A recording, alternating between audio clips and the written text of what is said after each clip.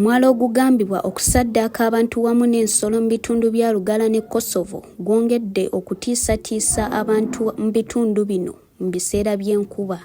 Abantu bategeezezza nti enkuba bw'etonnya omwala guno gubimba ekiviirako ebintu byabwe okwonooneka wamu n'abamu kafiiramu. Kubanga abasinga bazimbye ku ki? Ku mwala. Era enkuba bw'etonnya ebiddako amazzi bwe ganjaala ebiri mu nnyuma ne bitandika okutambulira ku ki? Ku mwala. Abasikulaako ne balonda emifaliso ne balonda ebikopo ne balonda ebidomola. Enkuba bw'etonnya kiviirako ab'embuzi, ab'enkoko, abantu bennyini. Si kuga nti ebyo aba pikipiki kubanga oluusi bawaliriza ne bagamba nze ngenda kuyitawo ne bagwamu abantu ne bakola ki? Ky'oba olaba nga bagamba nti gwe saddaaka. Naye nga tekyandibadde ekyo naye lwambeera ewaliriza. Oluusi naddala ababoodabbooda kubanga nakamanyako ababooda atali omu oba babiri ne piki ne zigenda olw'okuba nga bawaliriza nti nze nja kuyisaawo.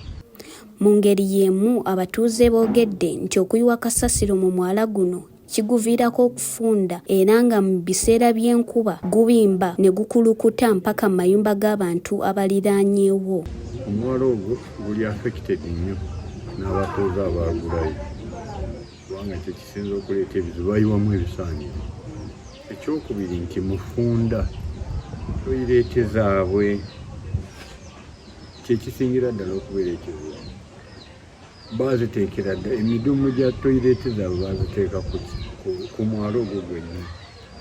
Kakati ekyo nakyo kivaamu obuzibu ne kireetera abalinaanyeewo yadde abamu balaba nga bali bulungi naye tebali nnyo nti bali bulungi nnyo. Omwala guno tegukomye kunyigiriza bulamu bw'abantu wabula n'okusannyalaza entambula mu bitundu bino nga bwe gusala entindo ezikozesebwa mu bitundu bino tezikozesebwa wamu n'okukulukuta okugenda mu nguudo eziriraanyeewo. Gwanjaala obukubo obwandibadde buyitamu abantu tebakyasobola kuyitamu. Naddala mulimu ppanya nnyingi ezisala ezigenda Obukuluugi, ezisala ezigendawo.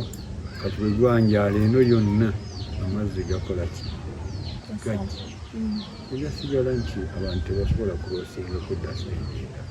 Namakula Barbara, KRA MRU TV.